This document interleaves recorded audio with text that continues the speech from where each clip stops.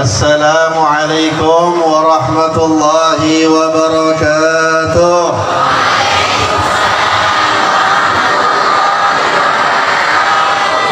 Bilhaq wal hadi ila siratikal mustaqim wa ala alihi wa sahbihi haqqa qadrihi al-azim wa alaina ma'ahum bi rahmatika ya arhamar rahimin.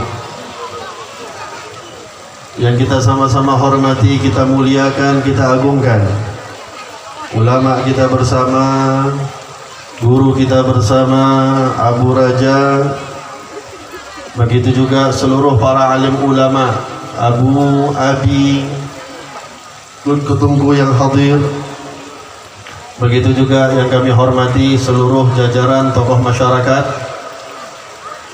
Yang mohon maaf, saya ini bukan orang yang mengerti bahagian-bahagian struktural dalam urusan pemerintahan, jadi nama-nama itu kurang paham.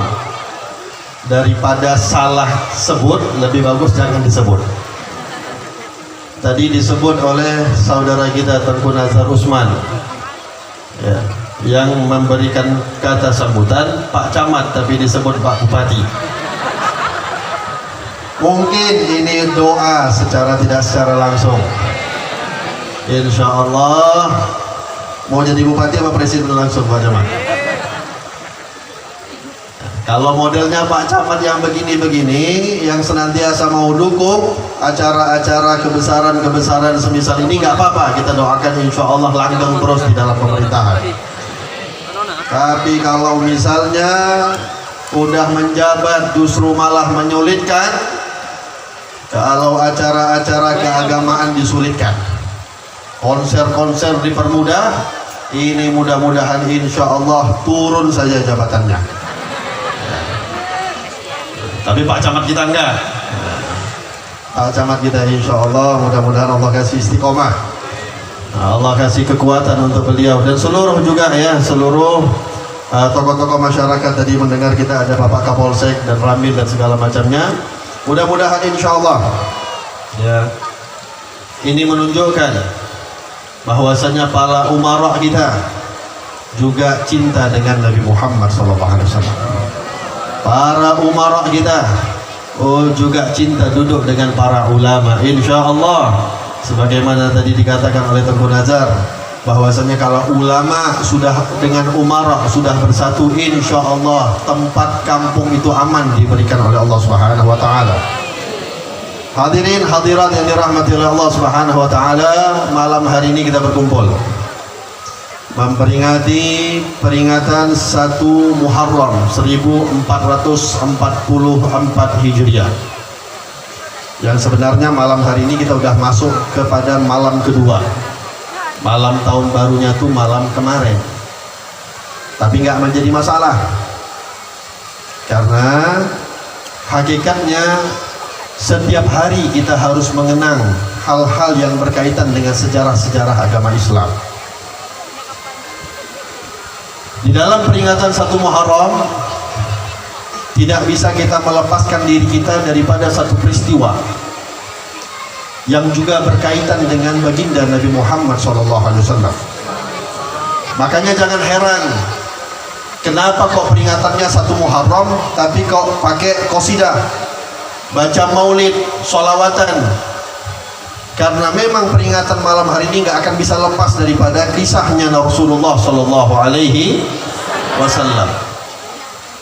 Yang heran itu peringatan 1 Muharram tapi pakai konser. Yang harusnya kita heran itu peringatan 1 Muharram tapi pakai dangdutan. Kalau peringatan apapun, Isra Mi'raj, Nisfu Sya'ban, bentar lagi nih, selain kita udah masuk di hari atau di bulan Muharram, kita peringati tahun baru Hijriah, bentar lagi kita akan peringati hari Asyura dan juga hari-hari yang lain. Semuanya itu adalah hari yang berkaitan dengan Nabi Muhammad SAW. Kalau nggak ada kaitannya dengan Rasulullah, maka hari itu tidak akan menjadi mulia, hadirin.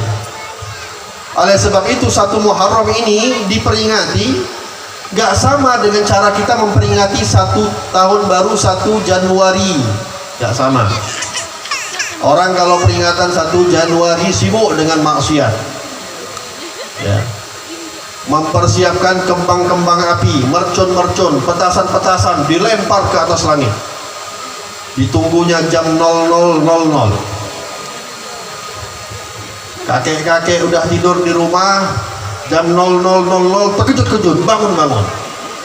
Petasan nggak berhenti-berhenti. Kita serang itu langit, kita lempar itu api-api ke langit. Nggak kebayang saya kalau penduduk-penduduk langit juga pengen balas-balasan petasan sama kita. Cobalah pikir hadirin, kita lempar api ke langit, sekali aja dibalas sama penduduk langit ke bumi. Satu api dari langit selesai, benar meriah semuanya. Benar apa ya? Apa namanya ini? Hah? Murah meriah? Oh, murah mulia. Kirain murah meriah, diskon atau apa itu? Kebayang kita coba dikutus dari langit satu api saja selesai kita semua ini. Karing aja lah yang gampang ya. Desa Karing ini hancur. Karing, udah salah lagi, makanya udah gak usah sebut-sebut dah. Kesalahan aja. Maklum, saya ini orang Loksmawe sebenarnya. Ya, cuma memang dari kecil kita ini termasuk kena korban konflik. Jadi eksodus, pindah ke kota Medan dari kecil. Jadi tadi Abu Raja pesan, Habib, kalau bisa titip selip-selip bahasa Aceh sedikit. Hanjut Abu.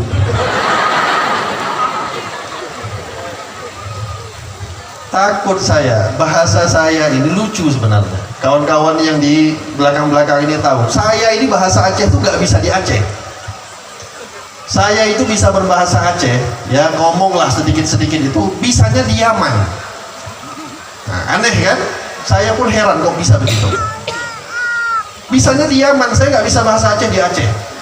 Di Medan pun saya nggak bisa bahasa Aceh. Orang berbicara saya ngerti, tapi kalau berbicara saya susah. Tapi karena di Yaman, banyak kawan-kawan kami dari Jawa, dari Madura, dari Banjar, dari Palembang. Mereka punya bahasa rahasia masing-masing, pakai bahasa lokal, bahasa daerah. Saya ketika itu ketinggalan zaman. Kawan-kawan pakai bahasa Aceh kalau ngomong di sana. Saya pikir kalau mau pakai bahasa Arab sama mereka, yang lain juga ngerti bahasa Arab. Mau ngomong pakai bahasa Inggris, mereka yang nggak ngerti takutnya. Karena saya juga nggak bisa bahasa Inggris. Akhirnya mau nggak mau, pelan-pelan, subhanallah, Allah bukalah pintu ilmu bahasa Aceh saya di Yaman. Tapi ya cukuplah sekedar ngomong-ngomong biasa saja. Kalau ngomong-ngomong resmi ini takut. Ya, yang harusnya bahasanya saya anggap sopan, rupanya kasar pula. Jadi justru malah nanti besok gak mau lagi diundang ke Karing apa Karing? Karing. Tanya dulu ya betul. Ala kulli hal hadirin. Ya, waktu udah malam. Kita ini kalau berbicara, saya tuh selalu menghindari ucapan atau acara-acara semisal ini. Itu saya hindari kalau bisa sejauh mungkin untuk kita berbicara selain hal-hal yang berkaitan dengan Nabi Muhammad SAW. Karena kita melihat di zaman sekarang ini miris, kita sedih. Acara-acara mulia semisal ini banyak disusupi, diselipi dengan agenda-agenda tertentu. Ini sekarang bentar lagi udah akan mulai nih. Karena nggak lama lagi, 2 tahun lagi udah masuk 2024. Bakal banyak, sebentar lagi bakal banyak. Ya, orang-orang yang nggak pernah keluar dari rumah, yang nggak pernah nampak, tiba-tiba merasa menjadi orang yang paling berjasa di kampungnya. Sedekah kemana-mana, sembako dikirim kemana-mana. Tujuannya rupanya 2024. Masuk 2025, hilang lagi, masuk lagi dalam kamar.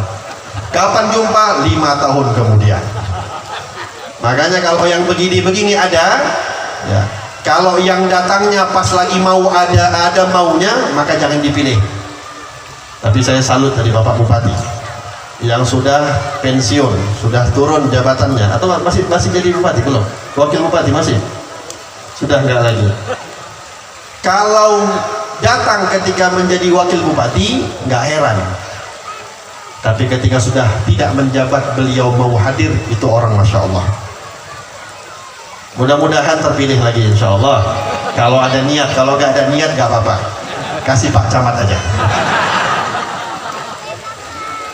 Hadirin, 1 Muharram ini adalah kita mengenang bagaimana peristiwa hijrahnya Nabi Muhammad SAW. Walaupun sebenarnya kalau kita melihat sejarah itu mengatakan Rasulullah itu bukan hijrah dari kota Mekah menuju kota Madinah di bulan Dzulhijjah atau di bulan Muharram, bukan. Nabi itu hijrahnya keluar dari Mekah itu tanggal 28 Safar. Tahu Bu, bulan Safar? Itulah dia pokoknya. Tapi kalau bulan Januari kita hafal, bulan Februari kita hafal. Disuruh urutkan dari Januari sampai Desember, nggak ada satupun di antara kita yang tidak hafal.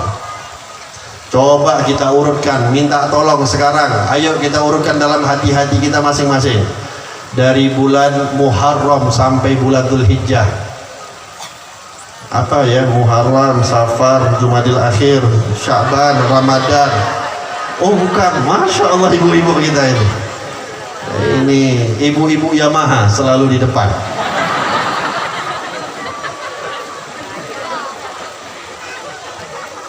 Luar biasa. Ini patut dicontoh. Di zaman sekarang Masya Allah, kita ini udah perhatiannya besar kepada hal-hal yang berkaitan dengan orang-orang kafir.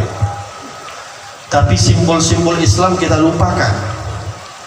Hari-hari ini coba kita tanya pada diri kita masing-masing. Kalau kita tanya tanggal berapa kita ulang tahun, mengikuti bulan Masehi, semuanya pasti hafal. Tapi ada yang tahu nggak tanggal berapa ulang tahunnya menurut tanggalan Hijriah? Nah, ibu-ibunya nggak jadi Yamaha lagi, mundur semuanya. Siapa yang tahu tanggal berapa lahirnya kita di tahun Hijriahnya kita? Ini saya kasih bocoran sedikit. Bukan ada tujuan apapun, tapi kebetulan hari ini adalah hari ulang tahun saya. Kalau ngikut Hijriah bukan masa, saya itu kebetulan lahirnya tanggal 2 Muharram. Saya nggak minta kado, nggak minta kue, jangan pikir, jangan takut ini minta kado. Ya nggak apa-apa, kalau ada juga nggak nolak. Ala kulli hal, hadirin hadirat yang dirahmati oleh Allah Subhanahu wa taala. Kalau kita melihat sejarah, Nabi itu Safar. Bulan Safar itu adalah bulan setelah bulan Muharram. Dan itu di penghujung bulan Safar Nabi keluar dari kota Mekah. Tanggal 28 Safar Nabi keluar dalam satu riwayat. Dan Nabi sampai menginjakkan kaki beliau di kota Madinah itu tepat pada tanggal 12 Rabiul Awal. Jadi kurang lebih perjalanan Nabi 2 minggu. 2 minggu perjalanan Nabi Muhammad SAW. Makanya 12 Rabiul Awal itu adalah peringatan segala-galanya. Maulid Nabi, hari lahirnya Rasulullah tanggal 12 Rabiul Awal. Hijrahnya Nabi sampai ke kota Madinah tanggal 12 Rabiul Awal. Wafatnya Nabi Muhammad juga tanggal 12 Rabiul Awal. Jadi itu sebenarnya kalau kita memperingati Maulid Nabi, di situ kita peringati juga hari hijrahnya Nabi, di situ kita peringati juga haulnya Nabi Muhammad SAW. Lalu kenapa kok Muharram diidentikan dengan hijrahnya Rasulullah? Ternyata demi ternyata hadirin, dikarenakan rupanya tanggal tahun 1 Hijriah itu ditetapkan menjadi tanggal pertama atau tahun pertama, rupanya bukan Nabi Muhammad yang menetapkan. Akan tetapi Khalifah Sayyidina Umar ibn al-Khattab, Khalifah Nabi Muhammad setelah Sayyidina Abu Bakar As-Siddiq. Singkat cerita, kalau saya cerita mungkin udah sampai jam 11 baru selesai cerita itu aja. Singkat cerita, Sayyidina Umar ketika itu menjadi khalifah, Islam Masya Allah tersebar luas.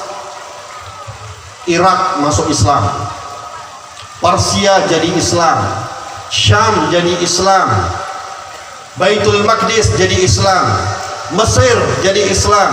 Rata-rata kebanyakan di masa khalifahnya Sayyidina Umar bin Al-Khattab. Walhasil, singkat cerita lagi, sulitnya Sayyidina Umar ketika itu banyak surat menyurat yang masuk. Keliru Sayyidina Umar, yang mana antara dua surat yang masuk, karena kedua surat ini tidak ada tanggalnya. Akhirnya mereka berembuklah. Ketika mereka berembuk, ditetapkanlah menjadi patokan yang dianggap sebagai tahun pertama, tahun Hijriyah adalah peristiwa hijrahnya Nabi. Ketika itu ada sahabat yang kasih usul, bagaimana kalau tahun pertama itu kita letakkan sesuai dengan tahun lahirnya Nabi. Ada yang mengatakan tahun Isra Mi'rajnya Nabi, ada yang mengatakan tahun ketika Nabi diangkat menjadi Rasul. Tetapi banyak sahabat yang sepakat untuk diangkat sebagai tahun pertama Hijriyah adalah peristiwa hijrahnya Nabi Muhammad SAW dari kota Mekah menuju kota Madinah, karena seakan-akan menunjukkan hijrahnya Nabi SAW dari Mekah menuju kota Madinah ini adalah titik awal daripada kebangkitan agama Islam. Bapak Ibu, 13 tahun Rasulullah berada di Mekah. 13 tahun. Tidak mudah hidup Nabi Muhammad. Orang-orang yang beriman dengan Nabi Muhammad juga hidupnya tidak mudah. Selama 6 tahun pertama Rasulullah diangkat menjadi Nabi, yang beriman itu cuma 40 orang saja. Orang yang terakhir di antara 40 ini adalah Sayyidina Umar ibn al-Khattab. Sebelum hijrah Nabi, yang beriman dari kalangan sahabat tidak lebih daripada 70 orang saja. Selama 13 tahun Rasulullah berdakwah di kota Makkah. Coba bayangkan, kalau saya buka majelis taklim 13 tahun, yang datang cuma 70 orang, tahun ke-14 sudah tutup itu majelis taklim, nggak lanjut lagi. Kecewa kita, berpulas 11 tahun buat majelis tapi yang datang sedikit. Tapi Nabi Muhammad tidak demikian. Rasulullah SAW tetap berdakwah sampai pada puncaknya Rasulullah diperintahkan oleh Allah Subhanahu wa taala untuk hijrah ke kota Madinah. Padahal Nabi belum mau untuk hijrah ke kota Madinah. Walaupun selama 13 tahun Rasulullah itu disiksa di kota Makkah, hadirin. Tidak ada satu hari yang dilalui oleh Nabi Muhammad di Mekah kecuali Rasulullah mendapatkan siksaan daripada orang-orang kafir Quraisy. Tidak hanya Nabi, keluarga Nabi juga disiksa. Sahabat-sahabat Nabi juga kena siksaan. Jadi hidup Nabi di Mekah itu berat. Setiap hari Rasulullah kalau keluar dari rumah itu pakai baju putih bersih, Masya Allah, rapi Rasulullah itu. Tapi hadirin, kalau udah pulang Nabi Muhammad, bajunya udah nggak warna putih lagi, ada warna coklatnya, nggak sedikit ada warna merahnya. Bukan Nabi Muhammad ganti baju, tapi Nabi setiap keluar dari rumahnya beliau dilempar pakai batu, dilempar pakai tanah, sampai berdarah-darah Nabi Muhammad memerah bajunya Rasulullah Sallallahu Alaihi Wasallam. 13 tahun. Sahabat Nabi juga kena siksa demi siksaan ketika berada di kota Makkah. Ada satu keluarga disebut dengan keluarga Yasir. Yasir sebagai suami punya istri namanya Sumayyah. Sumayyah punya anak namanya Ammar ibn Yasir. Ini tiga orang ini ditangkap oleh orang-orang kafir Quraisy. Ketika ditangkap, Yasir diikat tangannya seperti orang sedang disalib. Sumayyah juga istrinya diikat tangannya kayak orang sedang disalib. Anaknya pun Ammar bin Yasir sama, diikat tangannya kayak orang sedang disalib. Yang pertama sekali disiksa oleh orang kafir Quraisy adalah suaminya Sumayyah, yaitu Yasir. Apa yang dilakukan hadirin? Ini mereka bertiga diikat saling berhadap-hadapan. Orang kafir mengambil pisau, disayat kulitnya Yasir satu persatu. Sampailah menjerit Yasir didengar langsung oleh istrinya, didengar langsung oleh anaknya. Sampai tidak kuat lagi Yasir, dibunuhlah dengan orang-orang kafir Quraisy. Selesai Yasir dibunuh, gantian Sumayyah yang dibunuh. Tujuannya apa mereka menyiksa? Supaya mereka ini keluar daripada agamanya Nabi Muhammad SAW. Tahu apa yang dilakukan oleh orang kafir kepada Sumayyah, istrinya Yasir? Waduh, kalau saya cerita nggak kebayang. Itu orang-orang kafir. Tahu tombak runcing? Itu kan tombaknya dari besi. Besi tombak itu dipanaskan oleh orang-orang kafir di atas api sampai memerah besi tombak tersebut. Mohon maaf, itu besi dimasukkan melalui kemaluannya Sumayyah sampai tembus kepada kepalanya Sumayyah. Ini anak masih melihat nih, Ammar bin Yasir masih melihat. Ammar ketika itu masih muda hadirin, melihat ibunya disiksa demikian sampai meninggal, sampai dikatakan Sumayyah ini adalah perempuan pertama yang mati syahid di dalam jalannya Allah Subhanahu wa ta'ala. Besok-besok ibu kalau punya anak, kalau ibu-ibu ini yang punya cucu, saya sarankan kasih nama anaknya Sumayyah. Jangan Laudia.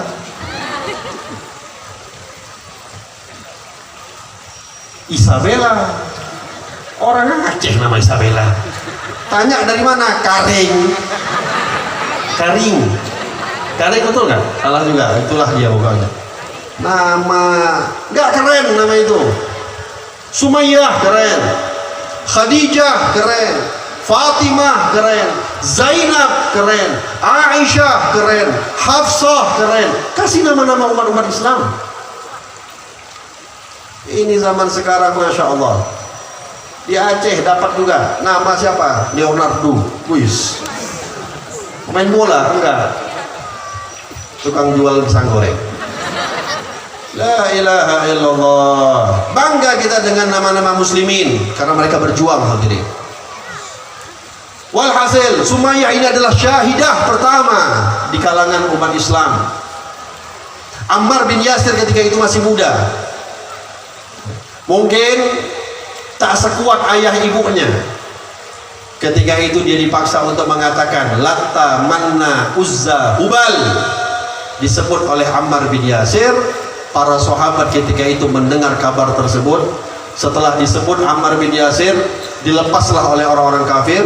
Para sahabat yang lain mendengar, ya Rasulullah, Ammar bin Yasir udah keluar daripada agama Islam ya Rasulullah. Udah disebutnya Tuhan-Tuhan mereka. Kata Nabi Muhammad, tidak.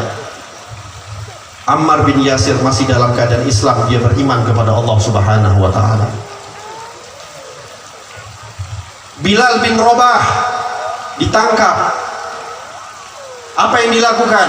Dibuka bajunya Bilal, ditelungkupkan di atas tanah. Tanahnya tanah kota Makkah, panas luar biasa, tepat matahari sedang di atasnya.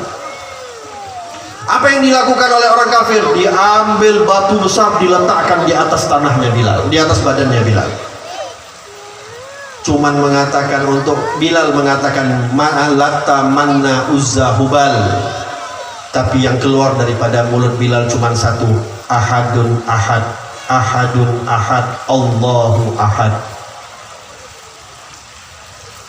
Artinya hadirin, beginilah yang dialami oleh sahabat-sahabat Nabi Muhammad SAW. Untuk apa? Menjaga iman. Perjuangan demi perjuangan. Sampai akhirnya Nabi Muhammad SAW dapat perintah dari Allah untuk hijrah ke kota Madinah. Di Mekah bukan Nabi jadi orang penakut. Di Mekah Nabi Muhammad dan para sahabat bukan artinya mereka jadi pecundang, tidak. Mereka tidak mau membalas karena belum ada perintah dari Allah Subhanahu wa taala untuk membalas dan melawan orang-orang kafir Quraisy. Sehingga ketika sahabat mengadu kepada Nabi, ya Rasulullah, itu keluarganya Yasir udah disiksa ya Rasulullah.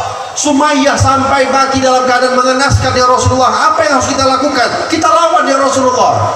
Nabi bilang tidak. Belum ada perintah untuk kita melawan dari Allah Subhanahu wa taala. Nabi menghibur keluarga Yasir. Sabran ala ali Yasir fa inna mau'iduhumul jannah. Bilang sama keluarga Yasir, sabar mereka. Suruh mereka sabar karena mereka sudah dijanjikan oleh Allah akan berkumpul lagi ke dalam surganya Allah Subhanahu wa taala. Kalau Nabi Muhammad yang suruh sabar, wajar, pantas. Karena memang Nabi Muhammad udah mencontohkan bagaimana sifat sabar yang hakiki. Tapi kalau kita hadirin, lucu. Ada orang kena musibah, lagi diuji sama Allah, datang kepada kita, dengan gampangnya kita mengatakan, udahlah sabar aja, ini ujian. Enak kita bilang ujian, sabar, sabar. Pas awak yang kena musibah, oh dia duluan yang paling meraung-raung. Dia yang paling nangis, yang paling kencang. Kalau Nabi Muhammad suruh sabar, Nabi Muhammad udah mencontohkan bagaimana Rasulullah adalah orang yang paling sabar di atas muka bumi. 13 tahun Nabi Muhammad sabar menghadapi bagaimana siksaan-siksaan daripada orang-orang kafir Quraisy. Sehingga hadirin, ketika Nabi memerintahkan untuk keluarga Yasir sabar, sahabat satupun tidak ada yang memberontak karena memang mereka tahu Nabi Muhammad juga selama ini sudah sangat sabar. Kenapa nggak ada sahabat yang melawan? Nggak ada perintah dari Allah. Padahal ketika itu ada sahabat-sahabat yang luar biasa. Ada Umar bin Al-Khattab. Oh, Bapak Ibu tahu Sayyidina Umar bin Al-Khattab itu Nabi pernah bilang, menceritakan bagaimana kehebatannya Umar bin Al-Khattab. Kata Nabi Muhammad, idza salaka Umar fajjan salaka syaitan ghaira fajja Umar. Sayyidina Umar itu kalau udah jalan dengan satu jalan, melalui satu jalan, maka setan itu kabur. Takut berhadapan dengan Sayyidina Umar, maka setan itu kebirit-birit, dia cari jalan-jalan yang lain. Gak mau jumpa dengan Sayyidina Umar bin Khattab. Kayak kita kurang lebih, orang-orang karing. Kalau jalan, di dalam satu jalan, setannya kabur dari belakang, ikut semua ke belakang. Jadi semua memang kita jalan, setan semua di belakang. Bukan antum-antum ini.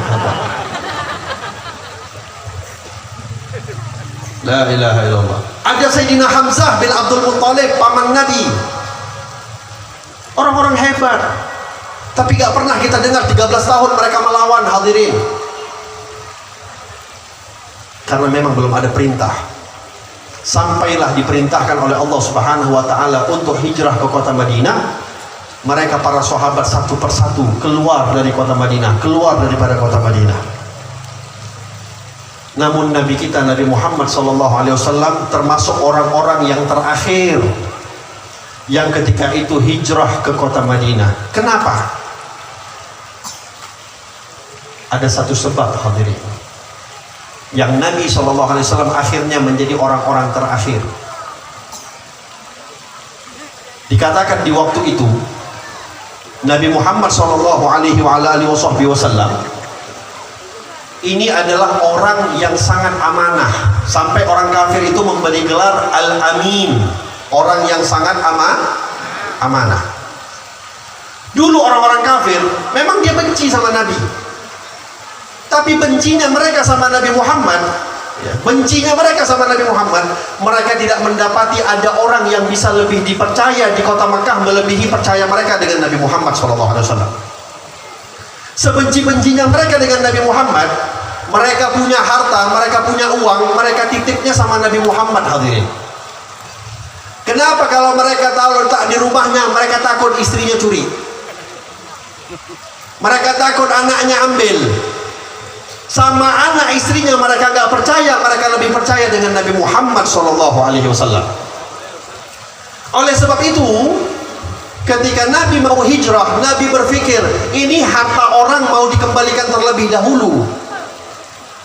Hartanya siapa yang dikembalikan? Harta orang-orang yang mau membunuh Nabi Muhammad SAW. Ketika itu orang-orang kafir Quraisy, perwakilan 40 orang dari semua suku yang ada di kota Makkah, sudah berbuat kesongkongkolan bahwasanya mereka ingin membunuh Nabi Muhammad SAW. Yang mereka tahu harta mereka ada pada diri Nabi Muhammad SAW. Mereka titip harta mereka sama Rasulullah. Saya mau tanya sama ibu-ibu, ibu kalau ada emas di gelang, ada emas kalung, ada emas cincin, kalau ibu mau simpan, ibu simpan sama orang yang ibu percaya apa sama musuh ibu? Apa mungkin ibu meletakkan simpan sama musuh? Sama tetangga berantem tiap hari, lempar piring tiap hari, saut-sautan, teriak-teriak tiap hari. Apa mungkin kita simpan emas kita sama tetangga kita? Kita pasti akan menyimpan di tempat yang paling aman. Tapi subhanallah, orang-orang kafir ini mau bunuh Nabi Muhammad, tapi harta mereka titipnya sama Nabi Muhammad. Kenapa demikian? Karena mereka tahu, hadirin, Bapak Ibu, mereka tahu walaupun mereka ingin menyakiti hati Rasulullah, Rasulullah tidak akan pernah melepaskan amanah yang ada pada diri Nabi Muhammad. Ini sifat mulia Nabi kita, sehingga Nabi harus merelakan saudara-saudaranya, sahabat-sahabatnya udah pergi duluan. Nabi Muhammad menjadi orang-orang yang terakhir, tinggal dengan Sayyidina Abu Bakar As-Siddiq dan tinggal dengan Sayyidina Ali bin Abi Thalib. Nabi Muhammad SAW tujuannya hanya untuk mengembalikan harta orang-orang kafir yang membunuh Nabi Muhammad. Harusnya kan bisa jadi alasan. Kalau kita udah bisa jadi alasan, ini ada harta, aku mau dibunuh, lebih bagus hartanya aku bawa aja sekalian. Bisa jadi alibi, alasan dari Nabi Muhammad, sahabat-sahabatku keluar, diusir dari kotanya, harta mereka ditinggal, ini aku bawa saja untuk ganti harta mereka. Kan masuk akal. Tapi lihat hadirin, bagaimana akhlaknya Nabi Muhammad SAW. Walaupun mau dibunuh sekalipun, yang namanya amanah Nabi Muhammad tetap senantiasa pasti akan menjaganya. Yang mohon maaf, kita melihat pada zaman hari-hari ini, Masya Allah, seakan-akan udah susah sekali mencari orang yang bisa amanah, bisa dipercaya. Ada uang, diajak bisnis sama kawan, uangnya dibawa lari.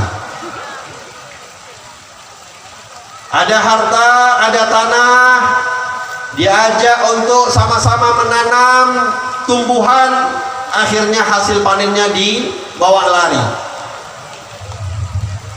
Pejabat-pejabat kita, setiap hari kita dengar ditangkap karena korupsi.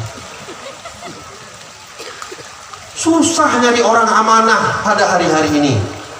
Tahu Nabi Muhammad pernah bilang apa? Idza duyi'atil amanah fantadhiris sa'ah. Kalau amanah sudah mulai hilang, maka tunggulah bentar lagi datangnya kiamat. Mudah-mudahan insya Allah kiamat jangan cepat-cepat datang. Belum siap kita ibu kan, masih mau lama hidup bukan, minta panjang umur sama Allah ibu, minta panjang umur, tapi minta panjang umur, makin umur panjang makin taat sama Allah. Kadang semangat kali ulang tahun potong kue, selamat ulang tahun, panjang umurnya, panjang umurnya, panjang umurnya, panjang umurnya, maksiat terus, panjang umurnya, bikin Allah murka terus. Untuk apa? Makanya diubah tuh lagu, panjang umurnya tambah taatnya, panjang umurnya tambah taatnya. Nah, begitulah, saya nggak pandai penyanyi soalnya. Minta umur panjang sama Allah, tapi minta juga taat bertambah kepada Allah Subhanahu. Nabi pernah mengatakan, khairun nas man tala umruhu wa hasuna amaluh. Sebaik-baik manusia adalah orang yang panjang umurnya, tapi ingat, wa hasuna amaluh, dan bagus amal ibadahnya. Walhasil hadirin, ketika itu akhirnya Nabi Muhammad keluarlah dari kota Mekah.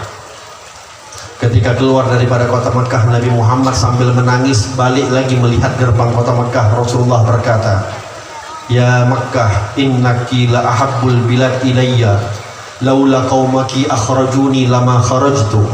Mekah, engkau ini adalah kota yang paling aku cintai. Kalau bukan karena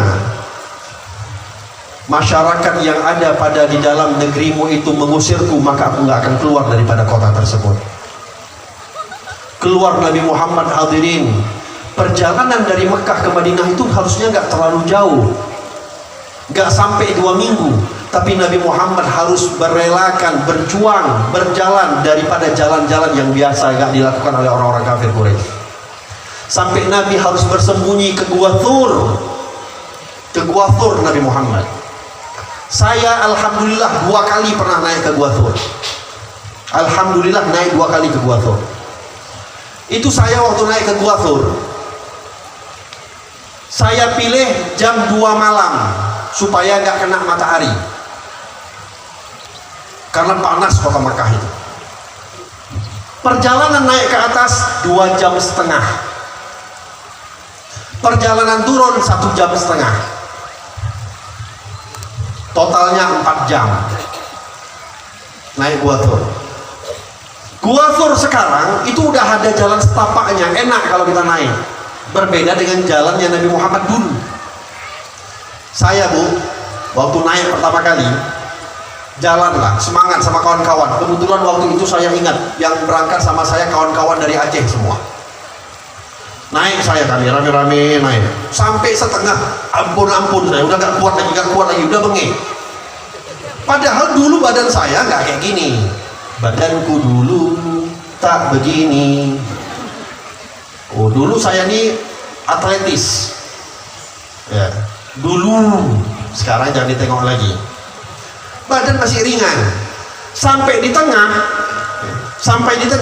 ampun saya nggak kuat lagi mau naik. Udah istirahat, mau coba udah nggak kuat lagi, akhirnya mau turun.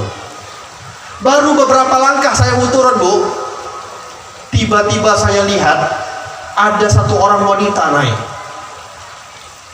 pakai tongkat. Saya tengok wajahnya itu usianya 60 tahun 70 tahun, badannya besar. Kalau lihat pakaiannya tuh dari Turki. Naik nenek-nenek ini pakai tongkat sampai ke atas. Saya mau turun, oh Hanacan, malu, nenek atas saya pulang, naik turun ke bawah. Akhirnya enggak, naik lagi terus. Subhanallah, 2,5 jam perjalanan di atas. Rupanya di Gua Thur di atas ada orang Pakistan jualan. Kalau jualan masih mending, di atas ada kulkas, ada freezer. Kayak mana otak saya pikir, kayak mana cara dia ngangkat freezer ini ke atas? Saya tanya, kamu tinggal di atas? Enggak, tiap hari naik turun. Luar biasa. Padahal saya sama kawan-kawan waktu itu bilang, ini kayaknya pertama dan terakhir. Alhamdulillah sampai ke Gua Thur, melihat bagaimana gua yang kecil. Di situ Nabi kita Nabi Muhammad dengan Sayyidina Abu Bakar berduaan, berada di dalam. bersembunyi daripada kejaran orang-orang kafir. Ketika itu ibu, Sayyidina Abu Bakar masuk. Sebelum Nabi Muhammad masuk, Sayyidina Abu Bakar bilang, ya Rasulullah, biar aku masuk dulu. Aku mau memeriksa apakah ada binatang-binatang buas atau binatang-binatang yang membahayakan yang ada di dalam ini. Masuk Sayyidina Abu Bakar As-Siddiq, ditengok banyak lubang-lubang binatang, lubang-lubang ular ketika itu. Akhirnya diambillah, dikoyaknya baju Sayyidina Abu Bakar satu persatu, ditambal itu lubang-lubang. Sampai tersisa satu lubang, bajunya Sayyidina Abu Bakar udah nggak ada lagi, semuanya udah habis, tinggal untuk menutup aurat saja. Akhirnya satu lubang ini dipikir sama Sayyidina Abu Bakar, nggak apa-apa, Nabi Muhammad masuk nanti saya tutup pakai kaki saya. Masuk Rasulullah, dipersilahkan sama Sayyidina Abu Bakar. Capek Nabi itu capek. Nabi itu capek. Dikejar-kejar berhari-hari. Begitu sampai istirahat Nabi Muhammad, tidur di atas pangkuannya Sayyidina Abu Bakar As-Siddiq. Lubang itu ditutup sama Sayyidina Abu Bakar pakai jempol kakinya Sayyidina Abu Bakar. Subhanallah, ketika tidur di atas pangkuan pahanya Sayyidina Abu Bakar, tiba-tiba ada ular keluar daripada lubang yang ditutup dengan kaki Sayyidina Abu Bakar, mematok pertama kali. Ini bukan ular-ular sawah, bukan cuma ular-ular biasa, ini ular gurun pasir. Sekali matok mati orang. Dipatok, masih bertahan Sayyidina Abu Bakar. Dipatok kedua kali, gak kuat Sayyidina Abu Bakar, tapi masih bertahan. Namun tidak sengaja air mata keluar daripada pipi beliau. Tak sengaja air mata tersebut jatuh kepada pipi Nabi Muhammad SAW. Melihat pipi Nabi Muhammad terkena air, terbangun Rasulullah. Melihat Sayyidina Abu Bakar sudah menangis, gak mau membangunkan Nabi Muhammad, tapi gak sengaja air mata udah sakit kali sampai keluar. Ditanya sama Rasulullah, kenapa Abu Bakar? Gak apa-apa ya Rasulullah, kakiku sedang kayaknya dipatok sama ular. Itu saya punya guru Al-Habib Umar bin Hafid, ketika cerita ini beliau bilang, sebenarnya yang salah bukan ularnya, yang salah Sayyidina Abu Bakar. Yang salah bukan ular, yang salah Abu Bakar. Kenapa? Ini kesempatan emas. Nabi Muhammad nyasar ke Gua Thur. Binatang-binatang yang ada di Gua Thur kapan lagi bisa berjumpa dengan Rasulullah? Jadi dia patok itu kakinya Sayyidina Abu Bakar bukan untuk menyerang Abu Bakar, bukan menyerang Nabi Muhammad. Ular itu cuma ingin menampakkan wajahnya, mau lihat mandang wajah Rasulullah. Pengen ular itu melihat keindahan wajah Nabi Muhammad. Kapan lagi Rasulullah mau ke Gua Thur? Tapi karena dihalang sama kaki Sayyidina Abu Bakar, sekali dipatok nggak mau, kedua kali biar lepas. Akhirnya karena memang disunnahkan kita, dan lihat ya, ular itu udah lihat wajah Nabi, dia nggak bunuh Nabi, dia nggak serang, seakan-akan cuma diam saja terpana melihat Nabi Muhammad. Tapi karena memang sunnah kita, kalau jumpa sama ular itu sunnahnya dibunuh, ditangkap sama Nabi, akhirnya ular itu dibunuh oleh Rasulullah SAW. Kaki Sayyidina Abu Bakar yang udah dipatok, diambillah ludahnya Nabi Muhammad, diletakkan di kakinya Rasul Sayyidina Abu Bakar, langsung hilang semua sakitnya Sayyidina Abu Bakar. Berat perjuangan mereka hadirin, sampai Rasulullah akhirnya pergi ke kota Madinah. Bangga, senang orang-orang Madinah menyambut Nabi, pakai rebana-rebana, menyambut dengan Tala'al badru alaina, disambut semua kedatangannya Nabi Muhammad SAW.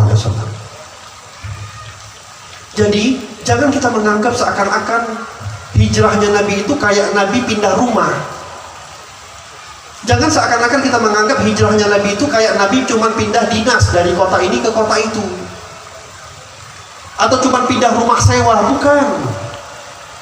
Hijrah Nabi perjuangan, nyawa dikorbankan, harta dikorbankan, segala-galanya dikorbankan oleh Rasulullah. Para sahabat juga demikian. Apa tujuannya Nabi SAW hadirin? Sampai Nabi harus berkorban demikian. Tujuannya supaya kita ini, orang-orang di zaman ini khususnya, kalau sholat itu nggak ada lagi dikejar-kejar oleh orang-orang kafir. Supaya kita nih umat-umat Nabi Muhammad kalau ibadah nggak sampai harus diganggu oleh orang-orang kafir. Supaya kita tenang beribadah. Alhamdulillah. Siapa yang berani melarang kita untuk sholat? Ada yang berani melarang kita sholat di masjid sekarang? Nggak ada. Kita mau puasa, kita mau taraweh, kita mau tadarus, nggak ada yang berani melarang. Ini semua karena perjuangannya Nabi Muhammad dan para sahabatnya Nabi Muhammad. Ayo, cobalah kita berandai-andai. Anggaplah kalau Nabi Muhammad sekarang hidup bersama kita. Anggaplah Rasulullah ini sekarang ada di tengah-tengah kita. Saya yakin hadirin, Bu, kalau Nabi Muhammad ada di hari ini, pada hidup dengan kita, bersampingan dengan kita, melihat kita senang Rasulullah. Melihat apa yang kita lakukan pada malam hari ini, tersenyum Nabi Muhammad. Pasti. Melihat bagaimana semangatnya ibu-ibu melantunkan sholawat, semangatnya anak-anak melantunkan sholawat, semangatnya bapak-bapak juga melantunkan sholawat. Senang Nabi Muhammad. Tapi coba kita renungkan, kalau hari ini Nabi Muhammad melihat saudara-saudara kita yang di luar, melihat bagaimana umat Nabi Muhammad bermaksiat, melihat bagaimana umat Nabi Muhammad, na'udzubillah min dzalik, hari-hari ini kita melihat narkoba merajalela di mana-mana, perzinahan merajalela di mana-mana, perjudian merajalela di mana-mana. Terlebih sekarang nih yang lagi viral. Yang lagi viral nih sekarang. Barusan saya baca berita, rupanya ternyata udah mulai ada umat Nabi Muhammad di Aceh, di Biren, lenggak-lenggok di tengah jalan fashion show. SCBD Samalanga, C-nya apa jadi calon,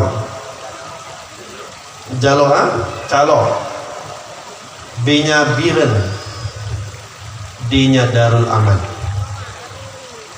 Lenggak-lenggok fashion show di tengah jalan. Ini sekarang masih pakai baju muslim.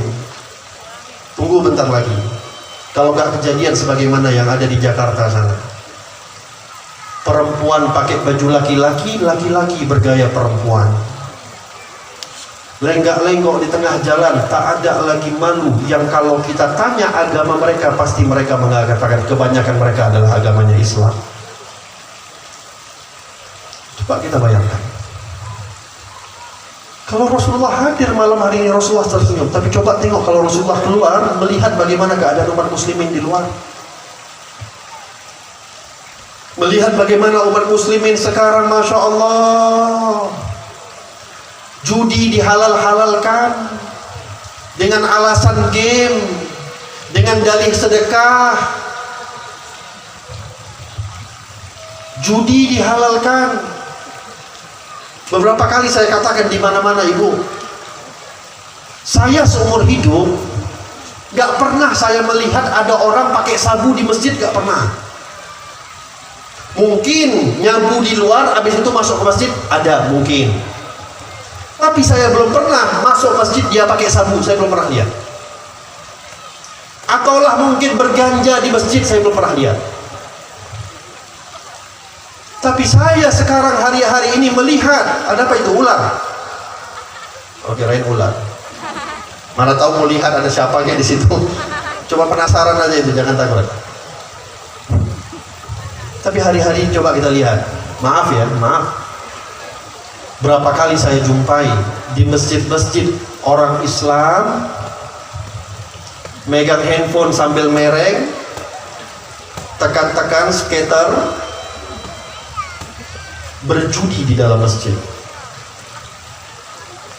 Itu judi. Oke lah kalau belum kita keluarkan uang itu masih dianggap permainan. Tapi kalau udah kita keluarkan uang sekali saja itu udah judi. Hadirin, kok Kok di zaman kita merasakan itu semua? Zaman dulu, gak usahlah kita jauh-jauh, mungkin zaman bapak kita, zaman kakek-kakek kita. Jangankan berzina, mungkin pacaran pegangan tangan aja udah malu satu kampung. Kalau mau berjudi, sembunyi-sembunyi. Jarang kita dengar zaman dulu tuh ada bencong terang-terangan tuh, gak ada. Tapi Masya Allah, bencong jadi artis, homo diviralkan, lesbian terkenal, judi dianggap biasa, orang jualan narkoba kayak jualan kacang. Ini zaman kita, Ibu. Saya mohon, saya berharap jangan sampai kita malam hari ini khusyuk bersolawat sama Nabi. Na'udzubillah, jangan sampai pula ada pula anak-anak di antara kita pula yang di luar serang narkoba. Jangan pula sampai ada anak-anak kita pula yang ikut-ikut tren-tren viral, fashion show. Yang na'udzubillah min dzalik. Menghalalkan LGBT, pakaian-pakaian yang tidak lagi pantas untuk dipakai seorang muslimah. Ayolah kita introspeksi diri.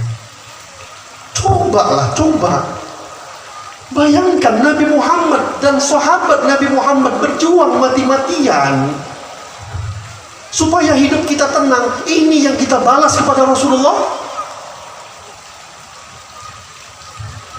Inilah jasa Nabi Muhammad, cara kita menghargai jasa Rasulullah. Gak kebayang hadirin.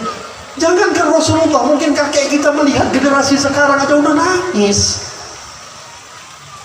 Tinggal Nabi Muhammad coba kalau yang melihat.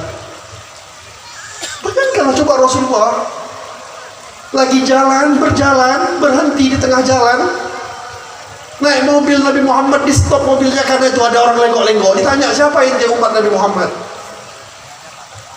Apa perasaan Rasulullah hadirin? Oleh sebab itu, ayo, ini hijrah. Walaupun kita nggak harus keluar kota, tapi hakikatnya kita semua harus hijrah. Kita semua harus membenahi diri kita. Sampai kapan kita maksiat? Bapak ibu yang alhamdulillah udah rajin ke majlis taklim, rajin pengajian, rajin ke masjid, belum cukup. Anak kita perhatikan. Anak jangan pernah disia-siakan. Bapak-bapak khususnya, kepala rumah tangga, ada anak keluar tanya, kamu pergi kemana, sama siapa, pulangnya jam berapa, apa yang kamu lakukan di luar. Janganlah jadi orang tua yang gak pernah mau tahu peduli anaknya kemana. Gak usah lagi Bu, zaman sekarang mau pakai bilang bahasa, gak apa-apa anak saya itu saya percaya. Gak percaya kita. Zaman sekarang Masya Allah, laki-laki datang jemput anak gadisnya, berani minta izin sama bapaknya untuk bawa anaknya pacaran. Pakai bilang lagi, saya titip ya anak saya sama kamu. Titip diapain? Mau dijamah badannya. Gak usah pakai dalih-dalih saya percaya. Nabi Muhammad bilang gak percaya. Apa kata Rasulullah? Kalau ada laki-laki dan perempuan berdua-duaan, maka yang ketiganya adalah setan. Jadi gak usahlah soal seakan ini laki-lakinya soleh, dia suka hadir majlis taklim. Bu, yang namanya buaya ya buaya Bu. Mau pakai kopiah juga buaya. Ibu bayangin tuh muka buaya pakai kopiah, berubah dia jadi orang soleh, tetap buaya namanya. Oleh sebab itu, tolong, ayo jaga generasi kita. Jangan sampai generasi kita ini pula yang menjadi sebab seakan-akan kiamat itu kita undang untuk lebih cepat datangnya. Janganlah sampai, ayo jaga anak-anak kita semua. Gak usah kita jaga orang lain, anak-anak kita dulu kita jaga. Maka mudah-mudahan insya Allah kalau kita udah menjaga keluarga kita, orang-orang juga menjaga keluarga-keluarganya, ini insya Allah desa kampung ini insya Allah senantiasa dijaga oleh Allah Subhanahu Wa Taala, senantiasa akan dilindungi oleh Allah Subhanahu Wa Taala. Gak akan ada musibah, gak akan ada bala. Tapi coba kita biarkan sabu-sabu merajalela, kita biarkan perjudian merajalela, kita biarkan semua maksiat merajalela. Anda mau nunggu tsunami jilid 2? Atau mau nunggu gempa lagi? Biar kita sadar lagi? Ini kita udah aman dari corona, mau datang lagi yang lebih parah daripada corona? Musibah itu datang untuk umum, gak pilih orang soleh, gak soleh. Yang namanya kena musibah, semuanya kena musibah. Oleh sebab itu, ayo kita sama-sama menjaga keluarga kita khususnya. Ini momentum hijrah. Jadikan insya Allah tahun-tahun ini, tahun-tahun yang ke depan ini lebih baik daripada tahun-tahun sebelumnya. Insya Allah. Paling tidak jaga keluarga kita, jaga anak kita. Insya Allah semuanya dijaga oleh Allah Subhanahu Wa Ta'ala. Mudah-mudahan insya Allah Allah Subhanahu Wa Ta'ala senantiasa merahmati kita. Insya Allah Allah senantiasa memberkahi kita. Insya Allah. Kita memohon kepada Allah Subhanahu Wa Ta'ala, kita bermunajat kepada Allah Subhanahu Wa Ta'ala, kita mengangkat tangan kita kepada Allah. Mudah-mudahan Allah Subhanahu Wa Ta'ala memperbaiki keadaan kita, diperbaiki keadaan kita oleh Allah Subhanahu Wa Ta'ala, lebih baik hari-hari yang kemudian dibandingkan hari-hari yang telah lalu. Insya Allah dosa-dosa kita pada tahun lalu kita memohon kepada Allah, mudah-mudahan semuanya diampuni oleh Allah Subhanahu Wa Ta'ala, dimaafkan oleh Allah Subhanahu Wa Ta'ala. Segala dosa yang sengaja maupun tidak sengaja, yang terang-terangan ataupun yang sembunyi-sembunyi kita lakukan, mudah-mudahan insya Allah kita memohon kepada Allah, khususnya dengan berkah sholawat kita pada malam hari ini kepada Nabi Muhammad, dengan berkat perkumpulan kita pada malam hari ini untuk menyenangkan Nabi Muhammad SAW, kita tawassul kepada Allah dengan membawa Nabi Muhammad SAW. Mudah-mudahan tidak keluar kita daripada tempat ini melainkan dosa-dosa kita telah diampuni oleh Allah Subhanahu Wa Ta'ala, kesalahan-kesalahan kita telah diampuni oleh Allah Subhanahu Wa Ta'ala. Hati-hati kita yang kotor mudah-mudahan insya Allah dibersihkan oleh Allah Subhanahu Wa Ta'ala. Orang-orang yang di dalam hatinya masih memiliki sifat dendam, masih memiliki iri hati, masih memiliki sifat dengki, masih suka fitnah orang, masih suka gosipin orang, hatinya kotor, mudah-mudahan dibersihkan oleh Allah Subhanahu Wa Ta'ala, sehingga ketika kita menghadap kepada Allah kita menjadi orang-orang yang dikatakan oleh Allah, yaumul la yanfa'u malun wala banun illa man atallaha biqalbin salim. Gak manfaat harta kita, gak manfaat anak-anak kita ketika kita menghadap kepada Allah. Yang bermanfaat adalah orang-orang yang datang menghadap kepada Allah dengan hati yang selamat. Mudah-mudahan Allah selamatkan hati kita semua, Allah bersihkan hati kita semua, Allah sucikan hati kita semua, Allah tambahkan iman di dalam hati kita, Allah tambahkan rasa cinta kita kepada Allah, Allah tambahkan, tumbuhkan rasa cinta kita kepada Nabi Muhammad sallallahu alaihi wa ala alihi wa sahbihi wasallam. Hati yang mencintai Nabi Muhammad insyaallah di akhirat akan dibangkitkan kepada bersama Nabi Muhammad sallallahu alaihi wa ala alihi wa sahbihi wasallam. Mudah-mudahan insyaallah kita semua mati dalam keadaan husnul khatimah. Yang sakit Allah angkat penyakitnya, yang punya hutang Allah lunaskan hutangnya, yang jauh rezekinya Allah mudahkan rezekinya, yang masih haram rezekinya dihalalkan oleh Allah, yang masih syubhat rezekinya diberkahi oleh Allah, yang punya hajat mudah-mudahan dikabulkan semua hajat-hajatnya insyaallah, baik hajat dunia ataupun hajat akhirat. Hajat dunia kita mohhon kepada Allah mudah-mudahan dimudahkan oleh Allah Subhanahu Wa Ta'ala. Hajat akhirat kita mudah-mudahan dibarengi dengan ampunan dari Allah Subhanahu Wa Ta'ala. Amin. Amin. Amin ya rabbal alamin. Mudah-mudahan hari ini dan hari-hari seterusnya Allah senantiasa mengokohkan iman di dalam hati kita, menguatkan iman yang ada di dalam hati kita, tidak dikeluarkan oleh Allah, tidak dicabut iman tersebut di dalam hati kita, sehingga kita mati dalam keadaan beriman kepada Allah. Allah mudahkan lisan kita untuk mengucapkan kalimat la ilaha illallah. Di akhir hayat kita mudah untuk kita mengucap kalimat la ilaha illallah. Dengan kalimat la ilaha illallah kita dihidupkan oleh Allah. Dengan kalimat la ilaha illallah kita dimatikan oleh Allah. Dengan kalimat la ilaha illallah Allah mengampuni dosa-dosa orang-orang yang mengucapkan kalimat la ilaha illallah. Dengan mudah-mudahan insyaallah kita dibangkitkan bersama orang-orang yang mengucapkan kalimat la ilaha illallah Muhammadur Rasulullah sallallahu alaihi wa ala alihi wa sahbihi wasallam. Mudah-mudahan insyaallah sebagaimana kita kumpul pada malam hari ini, harapan kita terbesar suatu saat nanti di malam, suatu saat nanti kita berkumpul lagi bersama Nabi Muhammad. Di surganya Allah bersama Nabi Muhammad.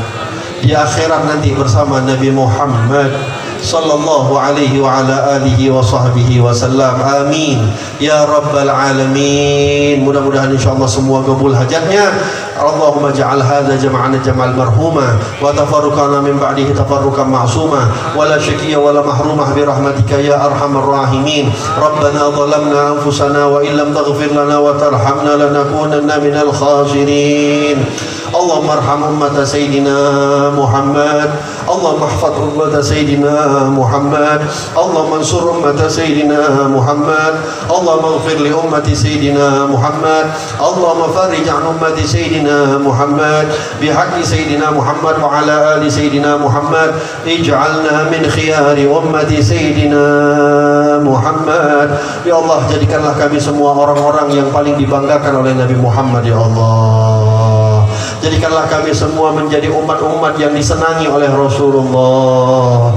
Jadikanlah kami sebagai umat-umat yang dibanggakan oleh Nabi Muhammad sallallahu alaihi wa ala alihi wasallam. Ya Allah, orang-orang tua kami ya Allah yang masih hidup, panjangkan usia mereka ya Allah. Ya Allah, orang-orang tua kami yang telah meninggalkan dunia ini ya Allah, ampunilah dosa-dosa mereka ya Allah. Kumpulkanlah kami bersama mereka nanti di surgamu ya Allah.